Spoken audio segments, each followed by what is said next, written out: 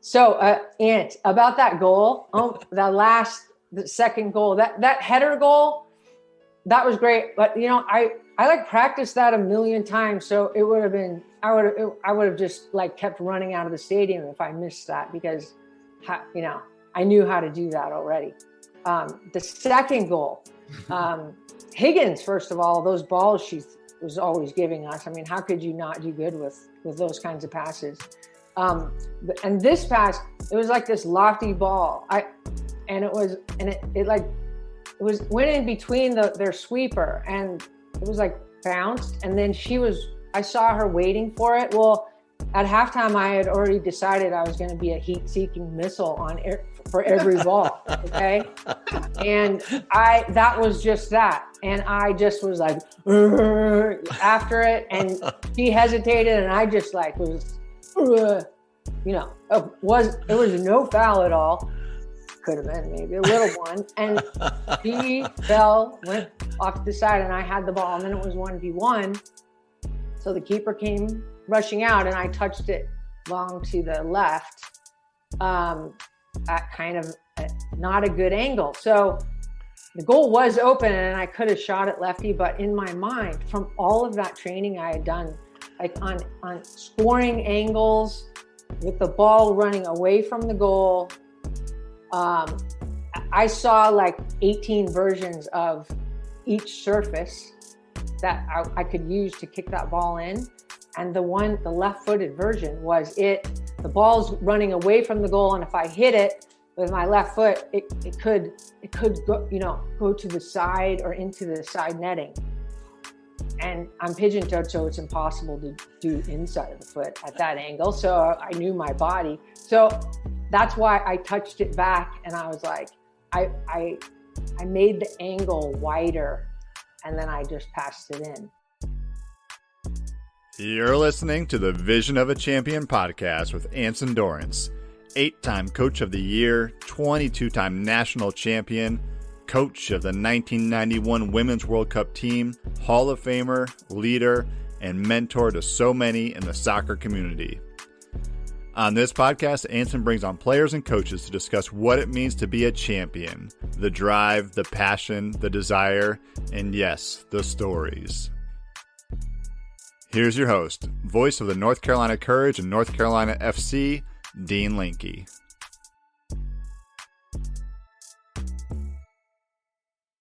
Hello, everyone, and welcome back to yet another episode of the Vision of a Champion podcast. I'm your host, Dean Linke, longtime soccer broadcaster. Today, we are honored to have Michelle Akers, who is arguably the best all-around female player to ever play the game. Michelle could do it all. She could score, defend, and had a unique air game that still ranks as the best header of the ball ever in women's soccer. She helped the women's national team to win the 1991, 1999 World Cups and the 1996 Olympics. At the 1991 World Cup in China, Michelle won the FIFA Golden Boot Award as the top scorer with 10 goals. Michelle and Anson go way back to the U.S. national team in 1985 when Michelle made her first appearance on the team.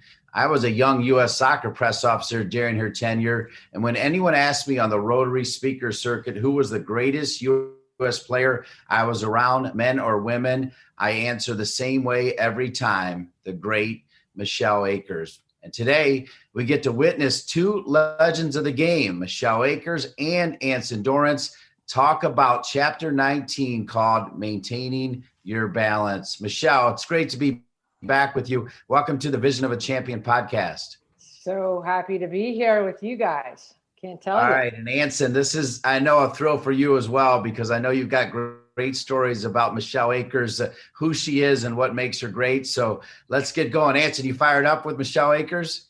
Absolutely. I mean, as she knows, I absolutely love coaching her. It was just so extraordinary to have this absolutely amazing athlete on my roster. And obviously, she's a pioneer, because in '85, I wasn't coaching the team. So she was actually on the national team before I was. She played with Mike Ryan, and that was our first adventure into the international game, and she was on that first roster. So she goes back to the absolute beginning of the national team, and I joined her a year later. And it was an absolute privilege coaching her until I retired in 94. And yes, your description of her, the way I describe her is she was a player without a weakness. There's not another player since Michelle that is a player without a weakness. She could do absolutely everything. Yes, I think she would be considered probably the greatest header in the history of the game, but she could score with her right foot. She could score with her left foot. She could run by you with pace. She could basically deceptively, screw you into the ground with her creativity. And yeah, she was a vicious tackler when she needed to be. She started out as a playmaking midfielder, so she had incredible vision. I was the one that asked her to play the 9 because I saw her potential to score goal after goal after goal. But your description, Dean, was spot on. And I just absolutely love coaching her. I still consider her a close friend, and I have huge respect for what she's done for the women's game. And so, Michelle, thank you for jumping onto our podcast. Ants, of course, right? And look, I just want to say, you can't be, you can't get to your greatness. You can't get to be your best without people around you or people pointing out how they see you and kind of the vision that they see, because without it, your perspective, or at least my perspective, was narrow. And so when Anson said Mish, he calls me Mish, I see this about you for this team. And it made me consider, maybe some things I thought, hell no. And then some things I thought, yes, I want to do that. How do I do that? And so then it was a matter of, Anson's kind of defining the vision and compromising, helping me compromise, but also helping me shore up inadequacies and learn new things, grow as a player, and take on new roles that I never would have done. So that to me, Anson's vision to me, but also that his insightfulness and how he pours that motivation or vision into you, so you are motivated to walk away and own everything about it, and then come back, more and more complete every time you are on that team. That's what kind of drove me as a player, that his vision, and then that became mine, and then it was the vision for our team that became ours, and then each of us were yes, frothing at the mouth when we were alone in our own environment to be the best that we could. So anyway, it's it is an individual effort, but it's also a lot of individual efforts, and for me, Anson was one of those that really kind of changed the game for me. As we both know, not enough people saw it, but winning that 1991 World Cup was really incredible. And obviously in 1999, everybody did see it, and you got your just due. But let's go back to that time and have each of you tell a story about the other. We'll start with you, Anson, talking about Michelle at the 1991 World Cup, or leading up to it, or her impact on that team winning that first ever World Cup. Well, obviously, no one knew what was going to go on during this first World Cup. We certainly were excited that we were having one. We didn't know what the rest of the world was going to look like. We were kind of excited, but obviously, we felt we could win it. And one thing I really loved about this team that Michelle played on is I actually asked him a question before that World Cup. Do you want to go in as sort of an underdog? Because the American culture in football is an underdog culture. We hadn't dominated the game with either gender. So do you want to go in as this, underdog that sort of defeats the world?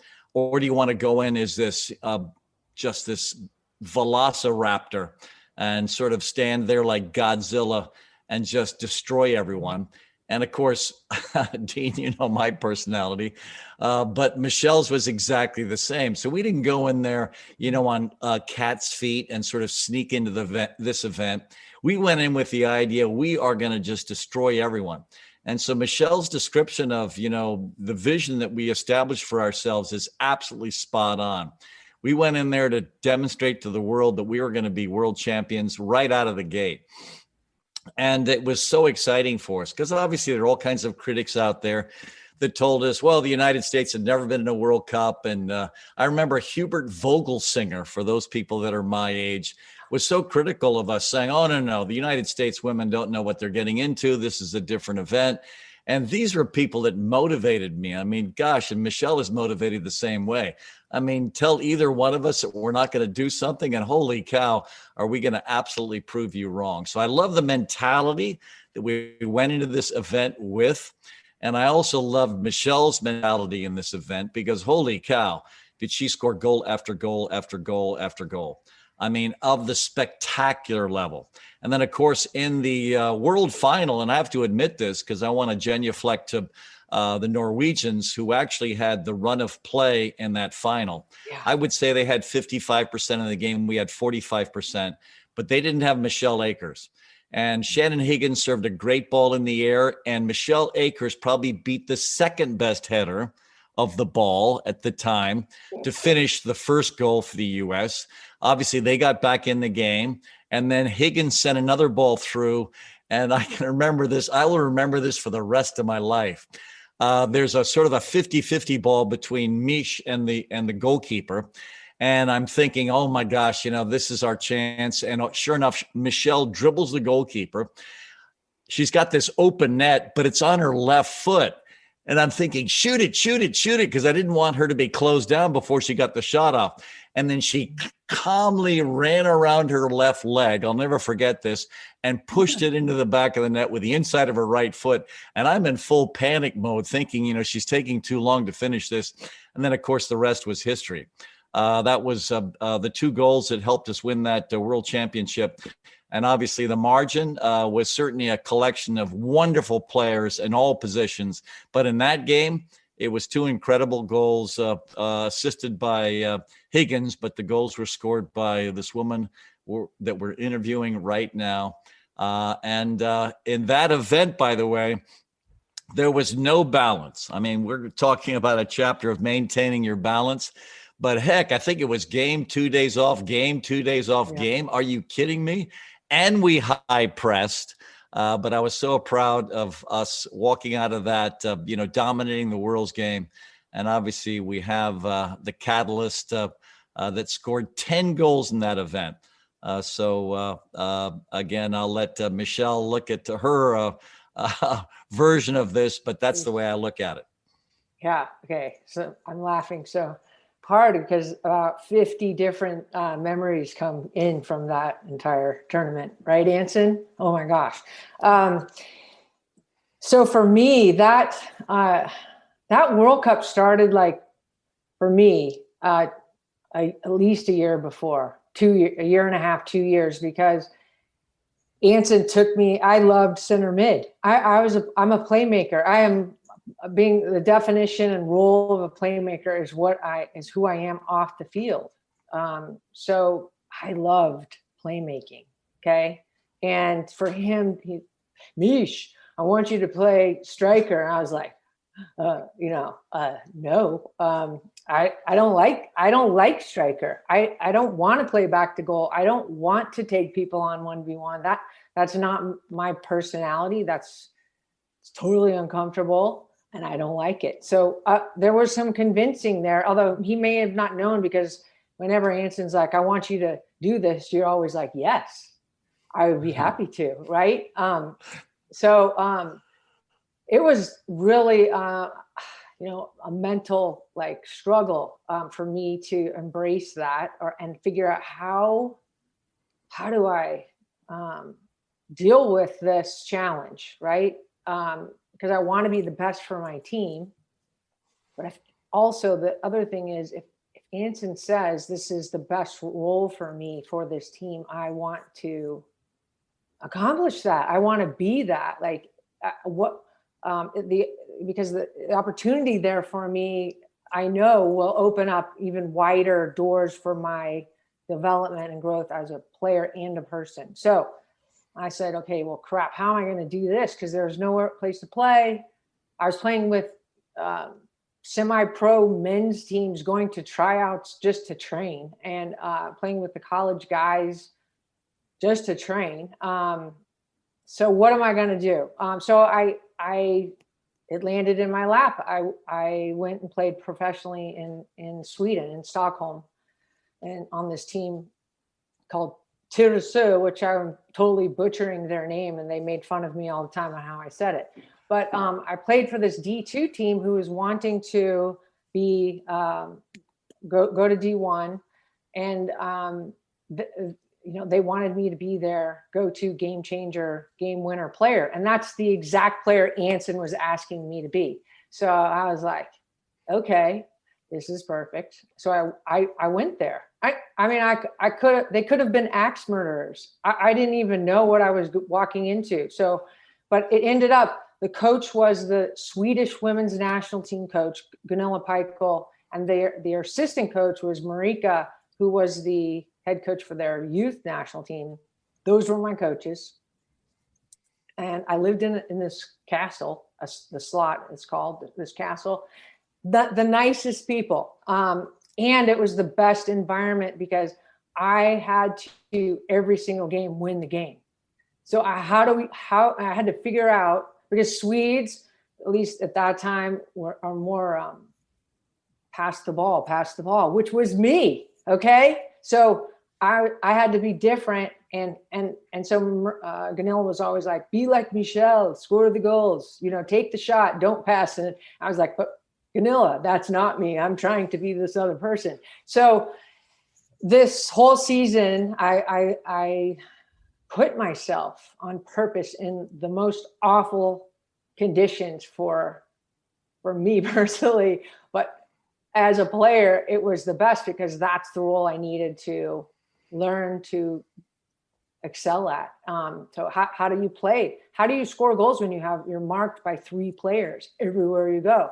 How do you is all of these, the mentality it takes, the positioning, the strategy, everything. Okay, so I came away from that after a year in Sweden and then walked into our World Cup. And that's why I scored so many goals. That's part of it, because I played that year in Sweden on this team that wasn't good enough to win unless I made it happen. And then on top of that, I took into account, okay, my shooting sucks. I suck at shooting. I can smash the ball and it looks really awesome as it goes over the goal and it's super powerful, but it's, I'm not a goal scorer. So I had to redefine what I thought a goal scorer was. And by watching all these different professional men's players and seeing it's really a refined, strategic process. And it's covering, you're learning all the angles in the box. So in that 18-yard box, I would make my own training sessions and learn how to score goals, top of the box, middle, top of the box, 3 feet over, top of the box, 5 feet, and with every kind of ball you can imagine, on the ground, dead ball coming at me, coming behind me, bouncing in the air. So I did every kind of ball you can imagine at every speed, with no defenders, with 1 defender, with 2 defenders, with a goalkeeper, with that. So it was like, a systematic development of goal scoring. So that was my process, stepping onto the field for the USA in that 91 World Cup. And it started because Anson said, Mish, I want you to play striker, okay? And me wanting to throw up at the thought of it. So when we went there, look, my team, those are the people I would want to be around when, everything is hitting the fan, because they are tough. I mean, we may have not been the best, tactically or even skillfully, but we were going to win based on our mentality that no one would outwork us. We would never give up. And if they were better than us, then we worked to enhance or strengthen the areas of our game that we were better than them. And we put them under pressure because of that. And they couldn't handle that. So that was, Anson's brilliant coaching. And it was these players that we were and made up this amazing, like, tough ass team. Right. So we won because of that mentality and because of the vision that Anson planted, and then we owned and grew. Ant, about that goal, the second goal, that header goal, that was great. But I like practiced that a million times, so it would have been, I would have just like kept running out of the stadium if I missed that, because I knew how to do that already. The second goal. Higgins, first of all, those balls she was always giving us. I mean, how could you not do good with those kinds of passes? And this pass, it was like this lofty ball. It went in between their sweeper, and it was like bounced. And then I saw her waiting for it. Well, at halftime, I had already decided I was going to be a heat-seeking missile for every ball. Okay. And that was just that. And I just was like, after it. And she hesitated, and I just like was, it was no foul at all. Could have been maybe a little one. And she went off to the side, and I had the ball, and then it was 1v1. So the keeper came rushing out, and I touched it long to the left at kind of not a good angle. So the goal was open, and I could have shot it lefty, but in my mind, from all of that training I had done, like on scoring angles with the ball running away from the goal, I saw like 18 versions of each surface that I could use to kick that ball in. And the left-footed version was the ball's running away from the goal. And if I hit it with my left foot, it could go to the side or into the side netting. And I'm pigeon-toed, so it's impossible to do inside of the foot at that angle. So I knew my body. So that's why I touched it back, and I was like, I made the angle wider, and then I just passed it in. So, Mish, I love this. I absolutely love this, because now I'm going to sleep at night. You finally shared with me why you did that. And now this is great, because you're absolutely right. That was the most secure surface to roll it right into the middle of the goal, because you're absolutely right. And you know what? There are so many things I loved about your evolution as a player, but also coming into that event. One of the things, of course, Robbie Stahl was a shooting coach, the guy you were dating. And in these soccer camps in front of, 400 to 500 kids, he would have you actually do a shooting demo under huge pressure with all these people watching. So you came into the events with us with all of this constant shooting. I mean, you were one of these people that checked the repetition box. And I had never heard the Sweden story, so I appreciate that. But the thing I absolutely love is when you came in, you became such a lethal finisher. And a part of that as well was you working constantly on your strike with everything, with all surfaces, as you're saying, but also in front of 400 to 500 campers. And so for you, this was also critical, because you were so good under pressure to finish. 10 goals in a World Cup. I mean, Dean, do the research. Is there anyone else that scored that many in a World Cup? My guess is no. Anyway, from that perspective, it's extraordinary. But let me share this with you, Mish. First of all, thank you for the way you expressed it. You called a lot of these things. You were a heat-seeking missile. I love it. You're quoting me. That's my favorite expression. It is. I say that all the time. I still say it. I say it to girls that are heading the ball. You got to be a heat-seeking missile. You got to see where that ball is going and get up there and just finish it. Basically, I love this, because you're bringing back fond memories, but also this is the language I still use. So I'm glad it worked with you. I'm hoping it's working with the kids I'm training now. But let me throw in something else, and I think Dean will appreciate this. The chapter we're reviewing is maintaining your balance. And the thing I absolutely loved about coaching you is I would have to invent things for you in the player conferences because you were so aggressive in trying to get to your potential. If I wasn't critical of you in a player conference, by the way, Mish, it was very difficult to be critical of you in a player conference because by the time that World Cup rolled around, I couldn't see too many weaknesses, but you wanted me to invent crap for you to basically perfect. And I said, all right, because I had a conference with you and I don't think you were satisfied that I had been critical enough. And you said, no, Anson, I want more.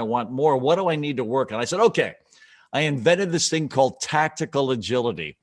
Tactical agility is we're winning 5-0. There's like 20 seconds left in the game, and the ball is about to roll out of bounds, but you have decided to save it. So you go in there like a kamikaze. Hell yeah, Anson. Exactly right. So I was saying, no, I want you to keep your body in one piece for the next game. So I invented some stuff just so you could work on something just to keep yourself alive. So this is maintaining balance. I was trying to figure out ways for you to keep your body in one piece. And so now what Dean and I would love for you to share is your career of trying to recover from all of the different injuries and fatigue and all these different things, because I think you were so incredibly committed and aggressive and risk-taking. You paid a price. And so think about what advice you would give to these young kids that have your mentality where you're going to take every risk. You're going to kill yourself to win everything, including every single 1v1 in every camp you went to. So now think of a way for you to have extended your career. So let's talk about that, because this is a chapter about maintaining your balance. So review that, because I don't think everyone knows. They know the history of Michelle and her success, but tell them the battles that you fought with all the different issues. Here's the thing, though. When I saw that this was the balance chapter and you asked me to be on it, I was like, oh God, I am the wrong person for this chapter. Okay. What in the world is Anson thinking? So, because I really, I mean, it's still a prominent message, give your all to be your best all the time. You're coached, you're encouraged, you're across the board, on and off the field, to give your all, and so you can be your best. And to me, that meant, trying my hardest every single time, and so I did. And however, there's being your best and trying your hardest. There's different slices of that pie of who you are and the strategy to be your best. So just giving your all in part becomes give your all in each area that will help you, that nurtures each side to be your best. So what I learned about giving your all, it had to be, for me, expanded into the different areas. And part of that is rest. Part of that is, we're winning 12-0, and really, Michelle, you're like jumping and smashing into people trying to win this ball that's going to go out for a corner kick. That's think about it. How does that work? And then you injure yourself and then you're out. So trying my best to win that ball isn't being my best at being smart.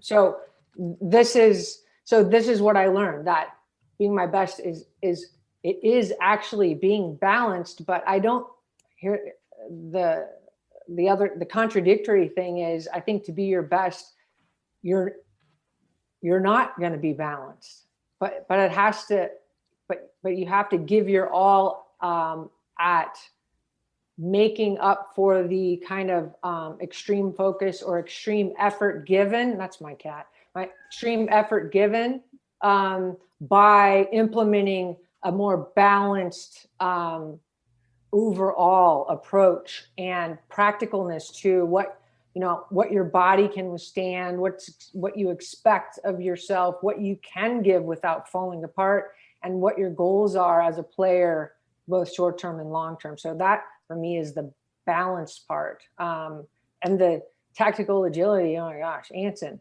So that one, I'm 55. I might have just got that last year or last couple of years. Okay. Because it goes against my nature. But it's so important.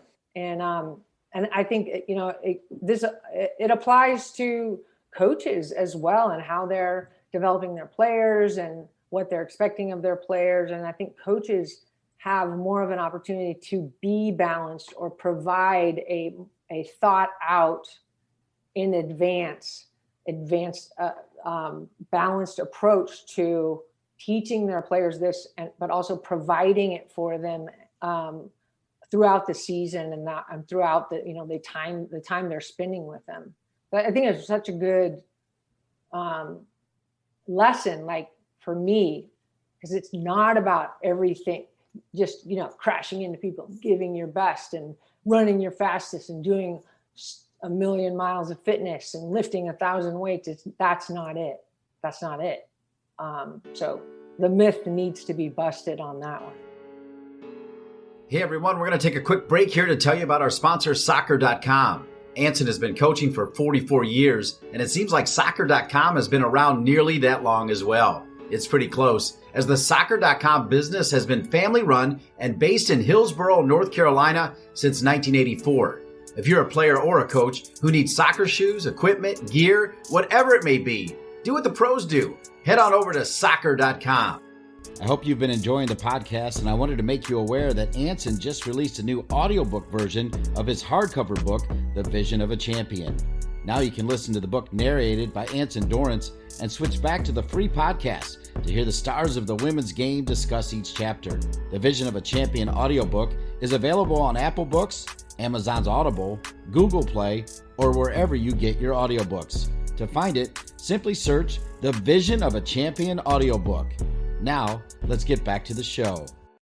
I think what Anson was digging into more is we remember all these great moments for you. Remember the triple-edged sword in China and remember the Olympics. But then in 1999, you were dealing with just incredible injury situations and fatigue beyond that anybody will really totally understand. And I think what Anson was really diving into, can you explain what you were going through in 99? Because those moments of seeing you, like literally, I mean, so there's the empty gauge and then there's 100 layers below the empty gauge, and you played 100 layers below that empty gauge as if you were way ahead the empty gauge. You just kept on powering through. Explain what you were going through in 99, Michelle, because I still picture it. And granted, and Anson wasn't the coach anymore, but I know Anson is thinking about it as well. Aren't you, Anson? Absolutely. I mean, what makes you incredibly unique, and you're explaining it very well, by the way, Michelle, because yes, in practice, you've got to go 100 miles an hour. You've got to get to your potential. You've got to compete. You've got to have the mentality to basically compete in everything. Because I think you can't develop in a recreational environment. It's all about competitive excellence. But off the field, 9 hours sleep, eating properly, having other aspects of your life that regenerate you. And you were such a comet. You were burning yourself out.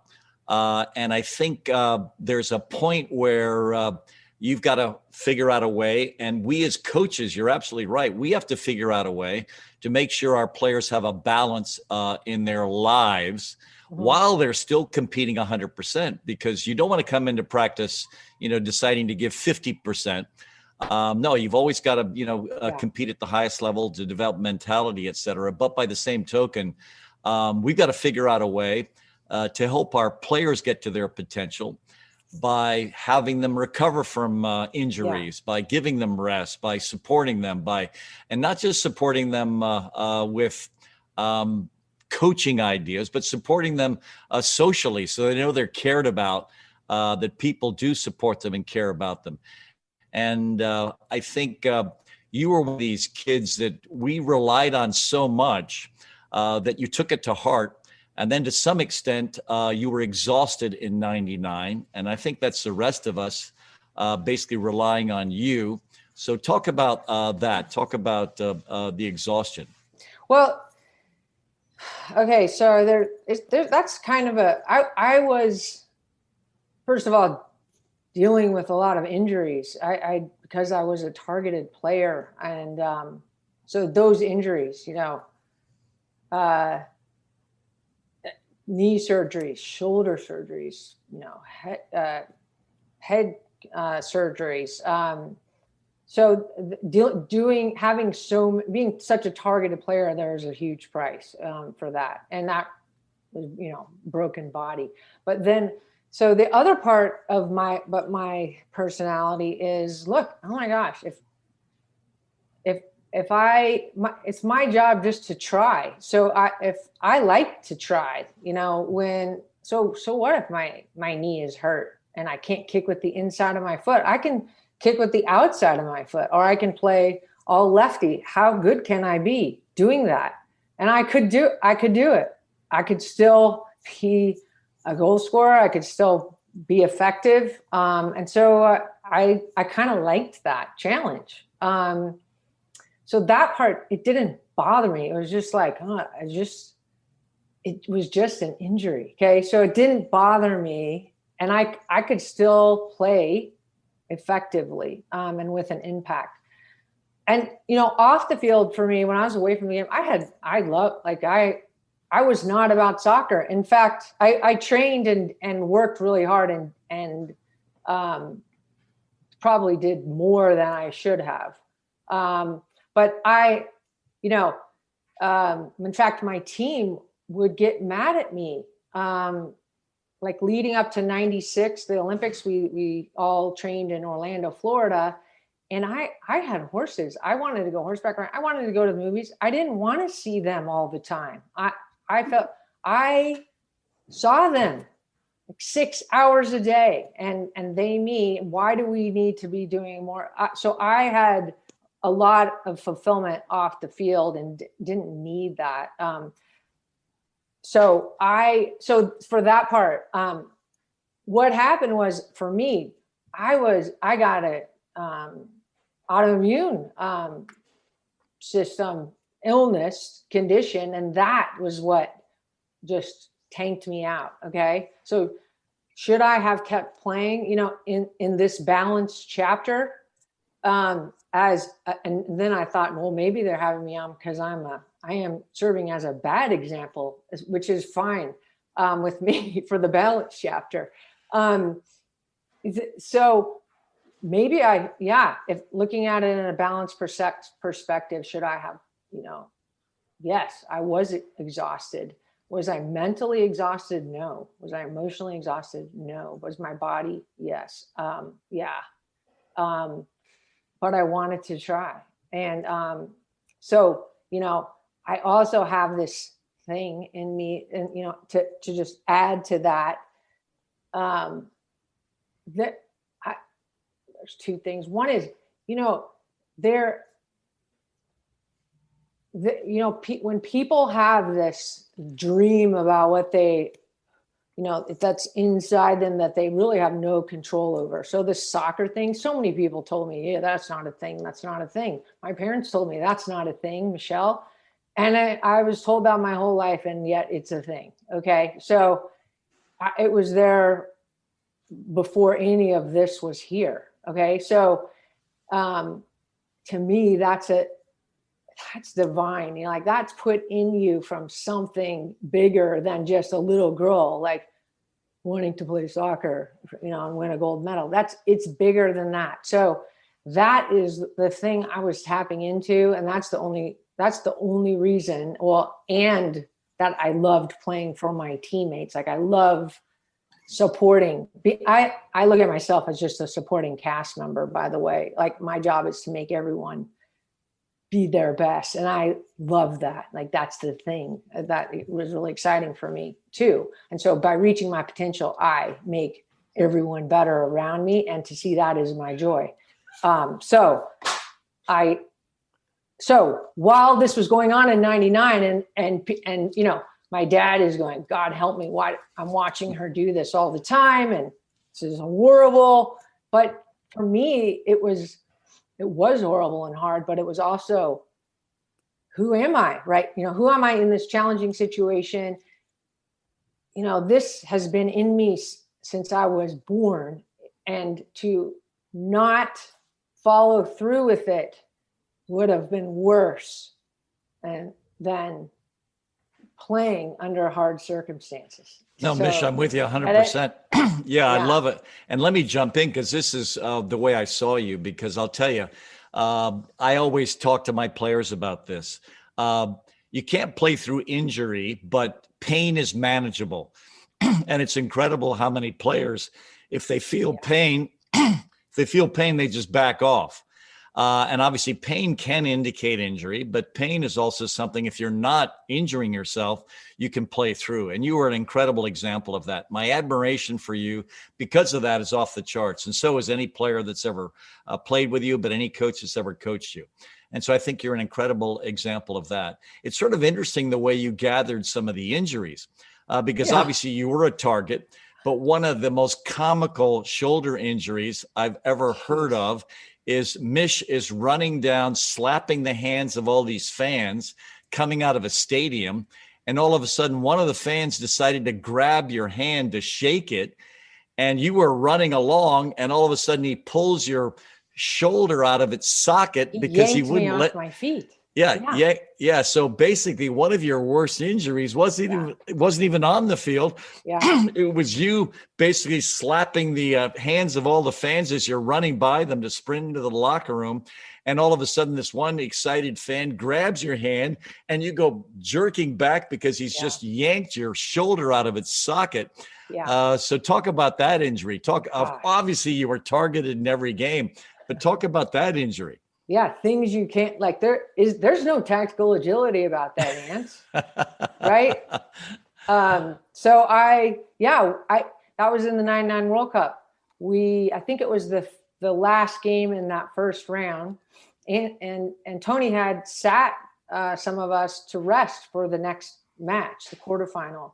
And so I was one of those sitting. I watched. I didn't play. And then it was after the game. We were running around the stadium, high five, thanks to the fans. And I was running past, and the guy just grabbed me, and literally I was horizontal in the air and fell on the ground, and my shoulder was dislocated. Okay. So I was like, what the hell? And if my arm was laying there on the field, on the ground, I would have picked it up and beat him with it because I was so mad. And so I was like, I cannot believe this happened. I couldn't believe it. So I grabbed, my shoulder, holding it together, and I jogged back to our doctor. I was like, Doc Adams, I dislocated my shoulder. And he's like, what? It was like, what now? And so I had to tell him what happened. So it was devastating. It went back in on my way to the doctor, it kind of popped back in. And so it was kind of in a sublexed state the entire, the rest of that tournament. And if you watch the games, when I fell, I was always holding my shoulder in, and it was a nightmare. So another thing to play with. I already was playing a lot lefty because I had an MCL PCL thing from the 95 World Cup, where I crashed into a player in midair and then tore up my knee and had stitches, and that knee was a thing because of that game for a long time. After that shoulder is really why I ended up retiring when I did, because after that 99 World Cup, I had reconstruction done, and it was literally a T-Rex arm that I would try to run and do PT, and I'd be running, and the arm was just flying around, hitting me in the face because it had nerve damage. It was all just that one incident. So that took 2 years of 5 surgeries to come back and have a functional non-T-Rex arm. So that thing, it still is a problem, but you wouldn't know it because you learn to work around it, but then you also work hard at kind of shoring up your weaknesses. So I guess, part of being a balanced player or person is like figuring out, okay, so that happened. Who could foresee a guy like grabbing my arm and dislocating my shoulder? And that happened. And okay, how do I reshuffle everything to make this kind of adjustment here? And so that, that's just a thing I've had to do my entire life, as everyone does. Mm-hmm. So. Anson, as a coach, how do you keep an eye on your players, especially like special ones with Michelle, to balance how they're doing physically and how they're doing physically and emotionally? Yeah. First of all, Michelle, he isn't implying you're a special one in the way you're interpreting it. The extraordinary ones, I will help Dean with his vocabulary. The extraordinary. Now, I had a doctor say, Michelle, you see your chart? It's like this big. These are for the special ones. Like so then Dr. Palumbo, he was part of our team. Yeah. So I just got a flashback. I was laughing. So. Yeah, no. So we're not going to call you the special one. We're going to call you, especially since Mourinho considers himself the special one, and he was just fired. So we're not going to call you the special one. We're going to call you the extraordinary one. Oh, God. And I want to share this because this is genuine. What I think all of us have to do in the game, certainly those of us that coach, but also the extraordinary players that are pushing and pushing and pushing themselves. There does have to be a period where they can fully recover and get their body back together. But the thing I loved about listening to Michelle is she's saying, and she's absolutely right, and we're sort of in this sort of gray area right now as we're training sort of a different culture where anytime a player has any kind of nick, they go into, a 3-month recovery period. No, you don't have to, because there are ways you can adjust to an injury. And the way you described it was perfect. You had the mentality where if you did have an issue where you couldn't, let's say, hit an instep drive anymore, now the way you're going to solve it is you're going to learn to bend balls with the outside of your foot to solve the problem. And so this is where I think we're entering this era in the way we're raising our children, where any kind of nick becomes a 3-month recovery. And no, you can continue to play. And you're an incredible example of that, because your standard never dropped. You would have a way to adjust because you're tough, because you can manage pain. And so this isn't the thing I'm talking about with maintaining your balance, because you adjusted to every aspect. You adjusted to a positional change for me. You adjusted to every single thing that was sent your way. And that mentality, I think, has made you absolutely extraordinary. So the things we're talking about in this chapter are to leave, some balance off the field. And of course, the irony is you were running off the field, celebrating with the fans, and all of a sudden someone grabbed your arm, and that part, pulled your shoulder out. And that was the hardest thing for you to deal with. It wasn't someone spearing you on the field. It was some insane fan grabbing you and then, tearing your shoulder out of its socket. But here's the thing that I want everyone to understand about this chapter in the vision of a champion. This chapter is for you to make sure you understand that your life has to have balance. And Michelle, your life did, because I think your example of in the middle of that camp in Orlando, where you guys were, training constantly, you were doing video constantly, was to have a life outside it. You had a life outside it with your horses. You had a life outside it with other aspects of your life. And that's what's absolutely critical. So you've got to be able to find a place outside it. And for me, it's my home. If anyone visited me in my home, there is no evidence in this house that I'm a soccer coach. There is not one piece of evidence that I'm a soccer coach. On the walls are the paintings my mother painted. She was an extraordinary artist. Basically, on the piano is, Christ drawing this line in the sand when these people were stoning this woman. So if you look around, I'm surrounded by my family and those issues. And that's where we have to have some refuge. You've got to have refuge with family. You've got to have refuge with friends. Right now, when I'm speaking to my team, and I meet with them informally 3 times a year, each player, I talk about connection. Staying incredibly connected with the players on the roster, So I want deep connections. Right now on my campus is Tracy Bates's daughter. I'm dying for her to come to school here.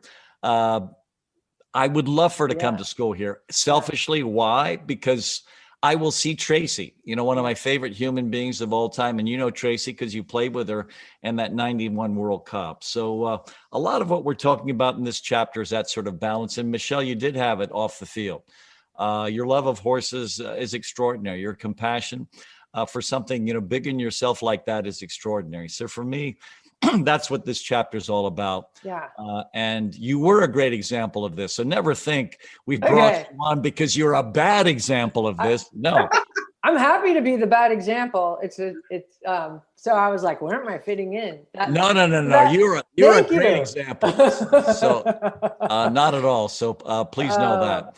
Yeah. And it's so true because what you're saying, because players, and it happens with, a lot of different things. Like when you get involved with something and you love to do something so much, right? It kind of becomes you. You see it as you, or it's your identity. So if that thing is removed, there is this, whoa, who am I? Where do I get my, happiness? Where, you forget that you are an actual separate identity, and soccer is just something you do and enjoy. So the important part is what happens, who are you when it's removed, or do you think that is all of you? And, as a professional athlete and, at someone who has been at the top of the game, what's so interesting is like, when I was injured and I couldn't play soccer, I was devastated.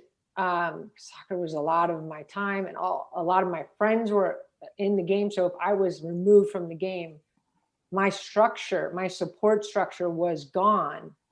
And I did struggle with, well, who am I without it? But because of the platform was so wide, and my network was so wide, for soccer, that's where everything was for me. So removing that's why I like what you're saying is important to have a view of yourself without, in this instance, soccer, because you are bigger than the one thing, and all of you has to be kind of going along the same path, and it doesn't all have to necessarily fit, but you have to view who you are as this whole person.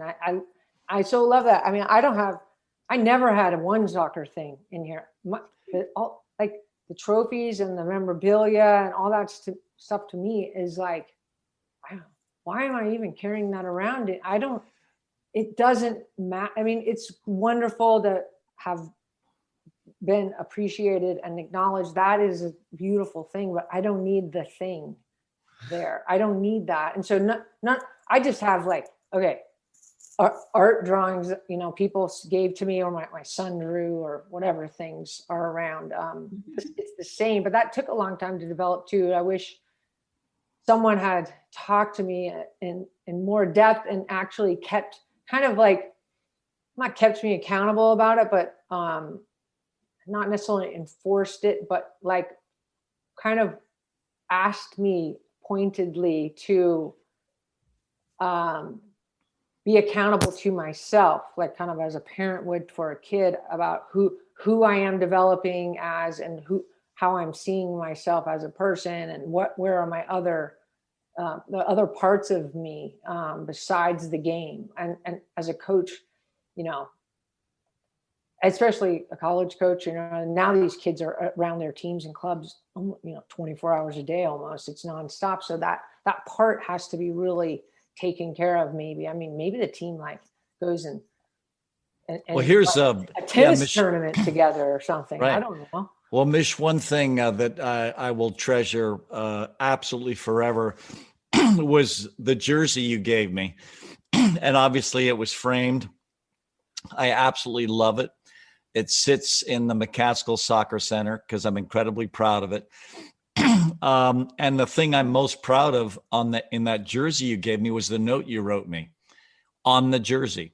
And so for me, it wasn't just that you were this incredible player. It's that you and I have a personal connection beyond the game. Yeah. And what you wrote in the upper right-hand corner of that jersey that is now a part of the way I think of myself and my connection with you, that's what I treasure. I treasure our connection. So for me, that's what I want us to cultivate beyond the game. I want us to have this balance. And the balance is, this game has brought us together. And this game has caused us to respect each other. But there's got to be something beyond that. There's got to be a kind of love in there. And that's what I feel anytime I look at that jersey. And it's not just because it's, the number 10 and Akers is above the number 10. It's the note you wrote. And so for me, that's what connects us. And this is where, when I'm talking to my players, I reference your jersey. This is what I want with each player, but this is what I want you guys to have with each other. Yeah. Have a reason beyond the game for why you love this kid. And one of the questions we ask in the connection meeting when we're talking about this is, do you love your teammates and do they love you? Mm-hmm. It's a critical question because for me, that's critical. And the players that don't take that step to try to love their teammates, but also to be loved by them, I think are missing out on, the greatest aspect of athletics, because this sport brings us together, but it doesn't necessarily knit us. What knits us is how you answer that question. Do you love your teammates and do they love you? In other words, do you do things for your teammates above and beyond the call that demonstrates for them that you care about them? And it can be actually a part of the game, the way you double back to help them out defensively. It can be, like Carla Worden Overbeck helping all of us take our bags up from the bus into the hotel in Guangzhou after we've flown for 18 hours, been on a train for another 6, and now everyone's exhausted. We just want to fall into our hotel rooms. And Carla is helping the equipment managers carry all of our bags up into our rooms. Yeah. So this is the connection that I think sport can sort of extend to us. And I think that's, for me, what I absolutely love about all the people I know in this game, the ones I've coached, the ones I've played with, and these people I admire, like watching, Rapinoe fight for social justice. I mean, I hardly know her. I just know her through her reputation, but watching, what she does for my game and the women in our game, for the extraordinary gay community. I loved her line about, there's never been a championship without gays. In other words, you've never won a championship without a gay on your team. And of course, the classical population across our country doesn't even realize this. They don't understand, the relationships we have with everyone in our roster and how we embrace everyone. We embrace the diversity, the racial diversity, the sexual orientation diversity, because, we all love each other, because once the game begins, it doesn't really matter, what your political affiliation is or your sexual orientation or anything else. Do you have the guts, like Michelle does, to win that header against that Viking monstrous woman in the center back position for Norway? Do you have the composure to, after you've dribbled the goalkeeper in the World Cup final, to use the best finishing surface to roll the ball into the center of the net while your coach is having a heart attack on the bench because he wants you to shoot it as fast as possible? I mean, so all these different elements. And I think that's what I have come to love about our game is my connection with you and the other people like you, because for me, it goes beyond the game. Yeah, it's true. And, too, like what people talk about, like what made those teams so good, or why do those certain teams win so many times consecutively, consistently, these dynasty kind of things. That's because I think one of the magical ingredients is they care about each other. Like there's actual that connection. And that is the thing that, rises above that. there's this story about the Navy SEALs I was reading, and it talked about, the guys going through the boot camp thing, and they're in the water, freezing water. And they measured, it was a scientific experiment. They measured their performances for the people who failed, and they didn't hear encouragement, and they couldn't go on, and they quit, to the ones who are in the same exact place, and they heard their guys going, "Come on, Joe, you can do it," and then they were like, "Ah, yes," like the guy, kind of becomes the Hulk. It's like that extra is what makes the difference so many times. And so I think, it's measurable, but also, the connection that you make is long term, and that it goes further, bigger, wider than just this activity you're participating in. And I think that's also so crucial and so important, and it makes the game even more fun, right? Because you're doing it with people you have a blast playing the game with. It's the best. Great answer. And that's all part of maintaining your balance as well. Michelle Akers, I will say I'll end with this. I gave Anson a ton of credit because my first camp, you may not remember this, but it was in Santa Barbara with Anson, and he gave this speech about going out to practice and you're going to work so hard that your intestines are going to turn into diamonds. And I was like, wow, that's hard work. I definitely want to go out there and do that. And then I get to witness you strike a ball harder than a lot of the guys that were playing for Bore Milutinovic, who, by the way, Anson, Bore Milutinovic, this is a true story, actually wanted Michelle Akers to come train with the men's team. He did. I'm not kidding you. I don't know if you knew that, Michelle, or not, but he wanted you to come train with the team. Michelle Akers, you are an inspiration to all of us. You created, I think it's fair to say, Anson, the love of the game for so many people, and even people like me who couldn't play the game. You created the love of the game. I think that's how I'll end it, Anson, because Michelle Akers did so much for all of us to love the game. I think that's a great statement, Dean. And Mitch, this is the way we think of you. You've been an inspiration for all of us about where the women's game can go. And I'm asked this question all the time, and I will finish with this. They all say, well, if you take, the 91 team and those players back then, and you inject them into the modern culture of the game, what would happen?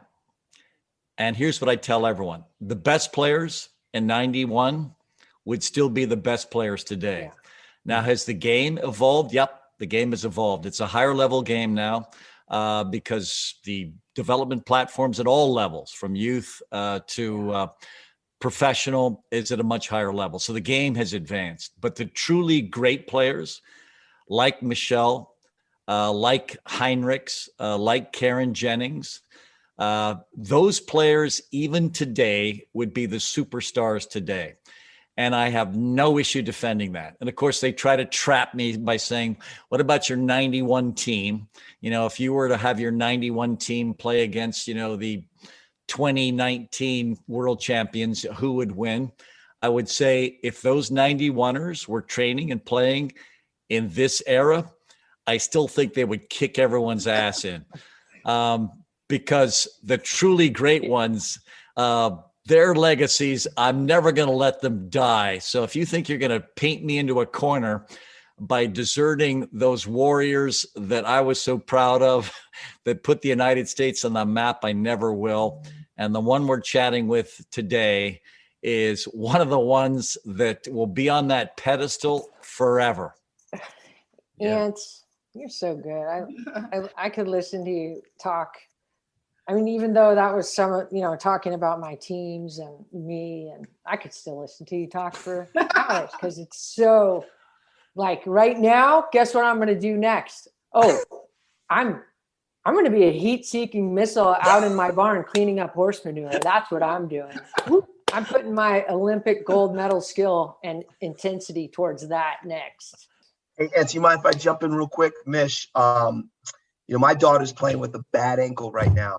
And And so for me, listening to the show, I'm like, you know what? Brianna's going to get this show and she's going to understand how to win when she has pain. And she says, well, what do I do with my bad ankle? I said, well, I was a soccer player.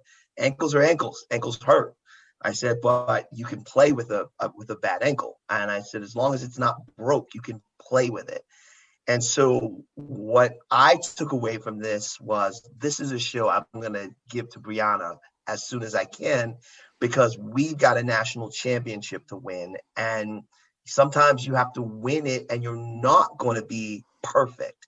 And especially with today's players, right? Today's players are trained, if something goes wrong, you stop. And what we need to train the player is, if something is manageable and it's not going to hurt your long-term health, you go. And so thank you for that, because that's something I'm sharing with Brianna is, it's going to be painful at times. It's going to hurt. But if the goal is bigger than the pain and the reward is bigger than the pain, then you got to go. And so I'm really excited about that chapter, because hearing you talk about the 99 World Cup, I was there. I was part of the New Jersey, where you started that event. I was on that whole Olympic committee, and that was my stadium. And we were part of the folks that helped fill that stadium up. And I remember that World Cup. Wow. And what you guys did to win it.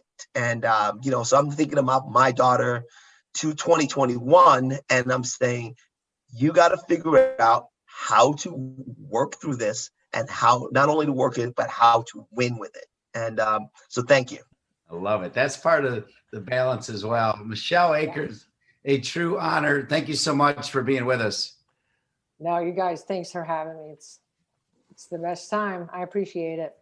That's Michelle Akers talking about maintaining your balance on the Vision of a Champion podcast. If you like this show, one way you can support our work is to subscribe to this podcast on Apple Podcasts or wherever you listen, and leave us a rating and review as well. The show is edited and produced by Creative Allies. If you're looking for information on full service podcast production, head over to creativeallies.com. For the great Michelle Akers and Anson Dorrance, I'm Dean Linke, and we'll see you next time on the Vision of a Champion podcast.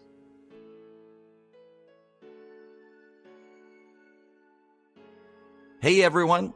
I hope you liked this episode.